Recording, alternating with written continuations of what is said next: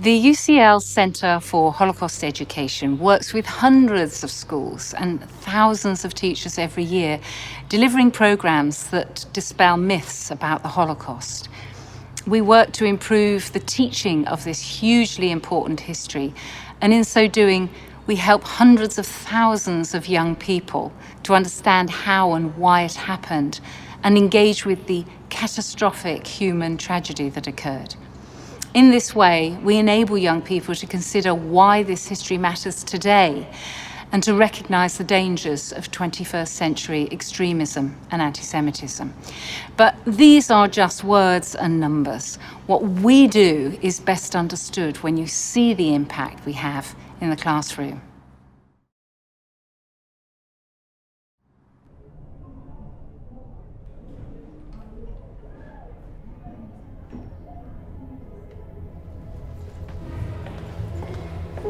I think working in this type of community where there's a high level of deprivation and poverty, there's also a sort of increase in far-right extremism. It's our duty as a community, as a school, to combat that and challenge that.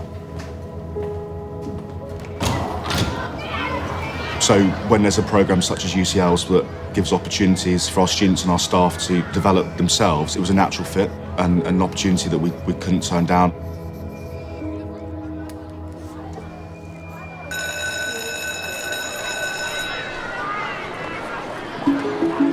We were really excited to embark on the Beacon School journey. The colleagues in the department and myself, we got a lot of CPD early on that engaged you to reflect and engaged you to think about your current practice.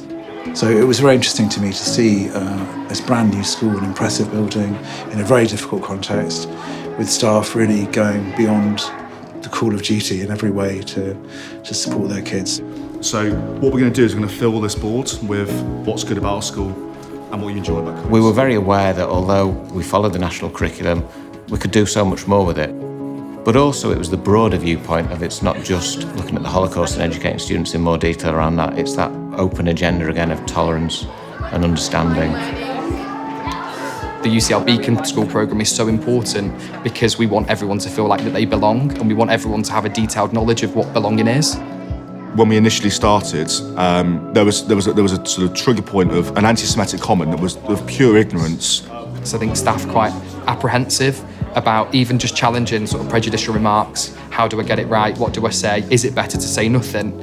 And so without staff having really detailed knowledge, they can't challenge those comments and they can't deliver those lessons to the best of their ability. There's no getting around the fact that we're dealing with genocide and mass murder.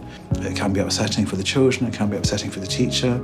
It can raise all kinds of questions that people don't necessarily have to ask or understand how to answer in their day-to-day teaching. The engagement levels from our students are incredibly high whenever we use resources from UCL because they are based on primary research material.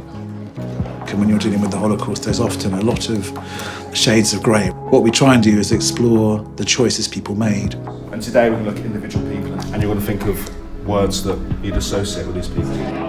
I've got a rescuer and they have anti-Semitic views against Jews, but they still rescued many, so I found that very interesting how they have a change of heart. When I actually thought about the Holocaust, I thought there'll probably be like maybe 1,000 Jews. Then I realized that entire communities were being wiped out, and I feel like everyone should have an awareness of what has happened, and there should be like more like efforts to put a stop to anti-Semitism. We did a survey where most of our students had never been to a museum before. I had the idea of having a museum permanently within our space. UCL were incredible at being able to put us in contact with different people that could loan us artefacts.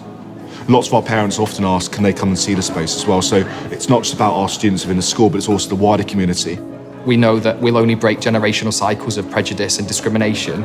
We'll only challenge the deep embedded misconceptions about the Holocaust and about a whole range of other issues if we work together as a profession. And UCL sort of research is something that we couldn't access on our own.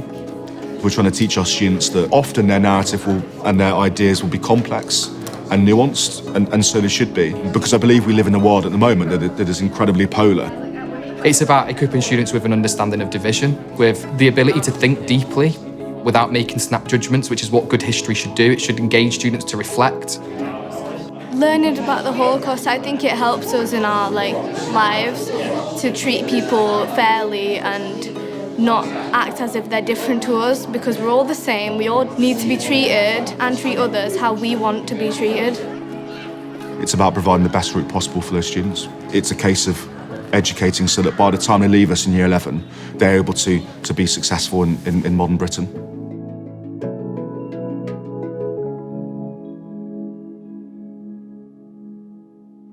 The Centre for Holocaust Education's unique offer to schools and teachers has been developed over more than a decade, and we know that it has an incredibly positive impact on how the Holocaust is taught and how the Holocaust is understood in the classroom.